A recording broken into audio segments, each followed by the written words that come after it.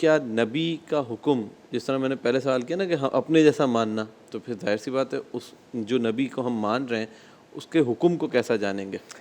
قرآن نے کہا وما ارسلنا من رسول الا لیطاع باذن اللہ، رسول بھیجے ہی اس لیے جاتے ہیں کہ اللہ کے حکم سے ان کا کہنا مانا جائے۔ بالکل۔ اور دوسری جگہ فرما دیا من یطع الرسول فقد اطاع اللہ، جس نے رسول کا کہنا مانا اس نے اللہ ہی کا کہنا مانا۔ بے شک۔ مجھے کیسے پتہ چلے گا؟ مجھے تو جس زبان سے قرآن ملا ہے اسی زبان سے حدیث، جس زبان سے حدیث ملی ہے اسی سے قرآن ملا ہے۔ بے شک بے شک۔ نبی نے بتا کہ یہ میں نے جو کہا یہ میرا کہنا تھا، یہ جو میں نے کہا یہ اللہ کا کلام۔ اب نماز پڑھتے ہیں، مثال کے طور پر 700 جگہ قرآن میں نماز کا بیان ہے، کہیں واضح طور پر اور کہیں اشارے کے طور پر۔ نماز صلاۃ کا ترجمہ ہم نے کیا ہے، کتنی رکعتیں ہیں، اوقات کیا ہیں، ترتیب کیا ہے، کیسے پڑھنا ہے۔ حضور نے فرما دیا صلو کما رأیتمونی اصلی، جس طرح مجھے پڑھتا ہوا دیکھو اس طرح پڑھو۔ یہ نہیں کہا کہ جس طرح میں پڑھتا ہوں اس طرح پڑھو، کیونکہ اس طرح کی تو پڑھ ہی نہیں سکتے ہیں۔ نبی پاک کے تو سامنے جنت آ جاتی ہے اور اس کے پھل بھی وہ ہاتھ میں لے لیتے ہیں۔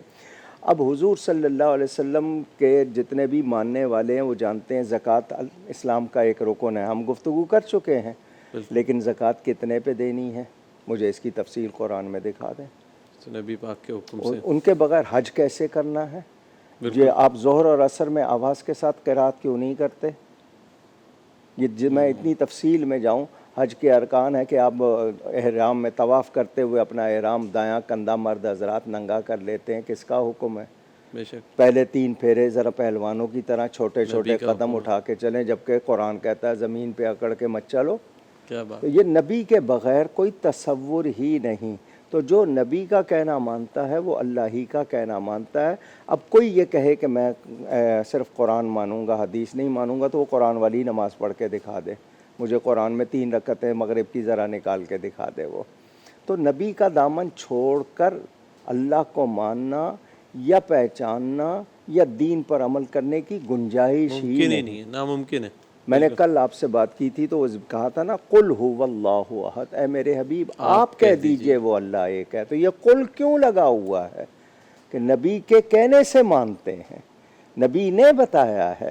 تو نبی کے بغیر کوئی زندگی کا تصور نہیں۔ جو یہ کہے کہ میں نبی کا حکم نہیں مانوں گا صرف قرآن مانوں گا، وہ مسلمان نہیں ہے، نبی کی بات کا انکار کرنے والا۔ اب دیکھیں حضور فرماتے ہیں یا ایھا الناس قد فرض علیکم الحج فحجوا، اے لوگو تم پر حج فرض کر دیا گیا، حج کرو۔ کسی نے پوچھ لیا کل عام یا رسول اللہ، ہر سال؟ حضور خاموش۔ دوسری بار خاموش۔ تیسری بار فرمایا لو قلت نعم لوجبت، اگر میں ہاں کہہ دیتا تم پر ہر سال فرض ہو جاتا۔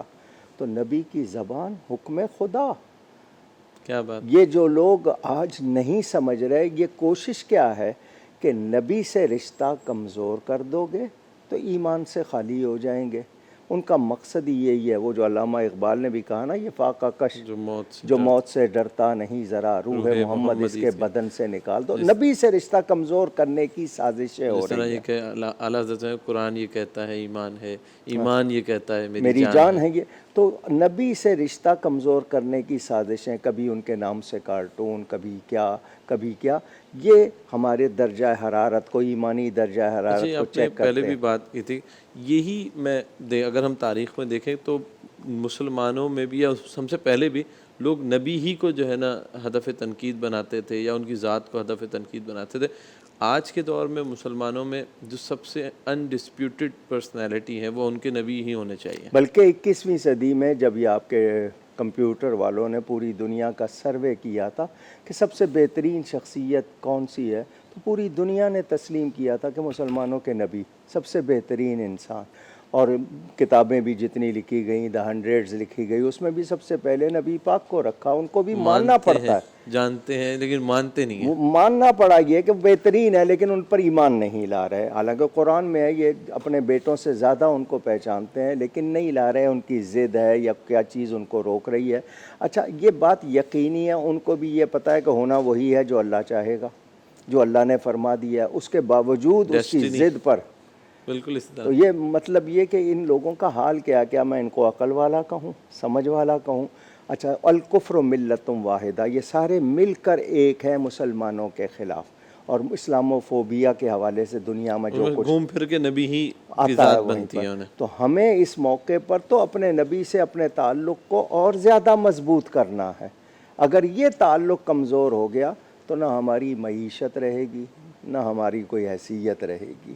یہ معاشرت، یہ معیشت، یہ اقتصادیت، آپ لوگ باتیں کرتے ہیں دنیا میں کہ ہم لوگ کس مقام پر آ جائیں، ہمارا اسٹیٹس ہائی ہو جائے، لیول ہائی ہو جائے، کیسے ہو سکتا ہے؟ آپ یہ دیکھیں کہ ایسی ہے. اس کا معیار کیا ہے، اصول کیا ہیں.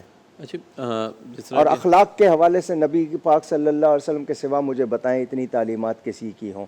عورت کے حوالے سے مجھے بتائیں کہ اس کو عزت کسی اور نے دی ہو جتنی اسلام نے دی ہے. نبی پاک صلی اللہ علیہ وسلم نے خود بیواؤں سے نکاح کر کے ان کو عزت دی معاشرے میں. بچوں کے لیے، کس کے لیے نہیں ہے؟ ان کو جس زاویے سے دیکھیں ان سے بہترین شخصیت ہے ہی نہیں، بے شک ہو ہی نہیں سکتی، ممکن ہی نہیں ہے، سوچا بھی نہیں جا سکتا. وہ اللہ تعالیٰ کی بے مثال مخلوق ہے کائنات میں، ان کے برابر، ان کے مثل کوئی نہیں ہے. بالکل. جس طرح ہم کہتے ہیں نا آئیڈیل پرسنالٹی، تو وہ پرسنالٹی ہے جو پچھلے نبیوں کے لیے بھی آئیڈیل تھے کہ وہ ان کی امت میں آنے کا انتظار کر رہے بالکل. ہوتے. وہ تو نبیوں نے خواہش کی، کتنے نبیوں کا بیان کہ یا اللہ تیرا شکر ہے تو نے نبی بنایا، تو اپنے حبیب کا امتی بناتا ہم زیادہ شکر کرتے. یہاں تک بیان موجود ہے. اور پھر ہمیں کیوں عزت ملی ہے؟ کنتم خیر امتن کا ہمیں جو تاج ملا ہے وہ کس وجہ سے ملا ہے؟ رسول پاک صلی اللہ علیہ وسلم کی وجہ سے. قرآن، رمضان، ایمان، خود رحمان ہمیں ملا ہے تو بارگاہ مصطفیٰ سے ملا ہے صلی اللہ علیہ وآلہ وسلم. اور پھر ایک چیز ہوتی ہے یقینی، اگر جو لوگ ایتھیسٹ ہیں، خدا کا انکار کرتے ہیں، کیا میرے نبی کا انکار کر سکتے ہیں؟ اگر وہ کہتے ہیں خدا کوئی چیز ہی نہیں ہے، فزیکل انٹیٹی نہیں دیکھی یہ لوگ، یہ لے، اب اس کا انکار کر سکتے ہیں؟ یعنی دلائل کی روشنی میں آئیں، عقلیات کی روشنی میں آئیں، ایمانیات کی روشنی میں، ان کے پاس کوئی گنجائش نہیں ہے. جو مان لیں گے وہ اپنا بھلا کریں گے، جو نہیں مانیں گے وہ دنیا و آخرت میں عذاب کے مستحق ہوں گے.